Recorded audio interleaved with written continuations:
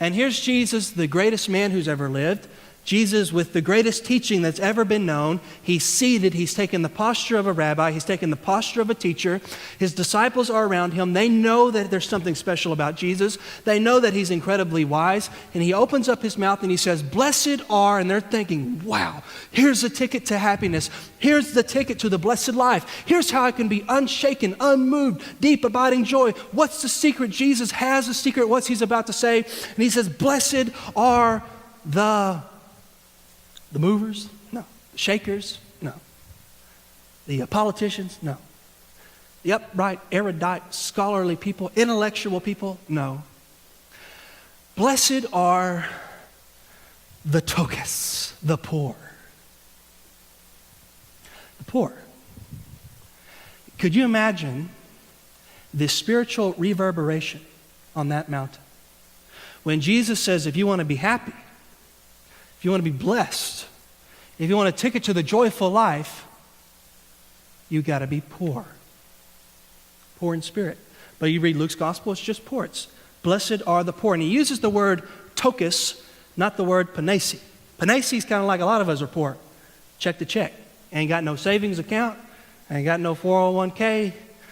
I just got a job and a check on Friday, and I get my groceries, and I barely make it. And I'm poor. But you're not so poor that you don't have anything. This word, tokus, means you're totally down. You're totally out. You have nothing whatsoever. And the only way that you're going to make it in life, the only way that you have sustenance, the only way that you survive is by the generosity and the giving of other people to you in your poverty-stricken condition. You got nothing. And Jesus says if you want to be blessed, you got to be poor. If you want to be happy, you have to be the thing in which most people consider a curse. Poor. Poor in spirit.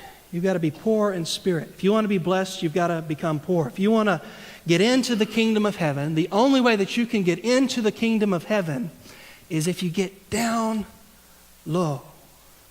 Here's the kingdom of heaven. The kingdom of heaven has a door. If you want to get into the kingdom of heaven, you've got to crawl in like this. You've got to be poor. I may stay down here. Sidebar, we started a softball league, and I don't know why they did this, but they made me the catcher. And here I am, I'm up and I'm down, I'm up and I'm down, I'm up and I'm... So obviously that's the most action these legs have gotten in years, 5 years. So I got a hit last Monday, hit the ball, I start running towards first, and all of a sudden, my legs just tighten up like this, turn into jello, the most incredible pain you've ever experienced in your life. I'm walling around like a little waddler all around the bases, and people are probably thinking, why are you so slow? And I'm thinking, I can't move. But I didn't want to tell anybody because I wanted to look tough, so here I am. I'm in incredible pain, and I'm preaching a sermon on getting low, but that's what the kingdom of God is about. If you want to get in, you can't go upright, erudite. I got it going on. Lord, it's hard to be humble when you're perfect in every way. Jesus says you can't get into the kingdom of heaven like Hank Williams. You can't get in thinking you got it going on like you are God's greatest gift to this green earth, or you are a gift to Broadview Baptist Church. And if it wasn't for you, man, God would be cursed. And if it wasn't for me, if I didn't have these things, my friends, what would they do without me? Jesus says that may be the way it works in the world. That may be a way the world works in their kingdom. But if you want to be in my kingdom, you've got to get down. You've got to get low. You've got to be poor. The poor in spirit person knows that the only thing that he has is not enough.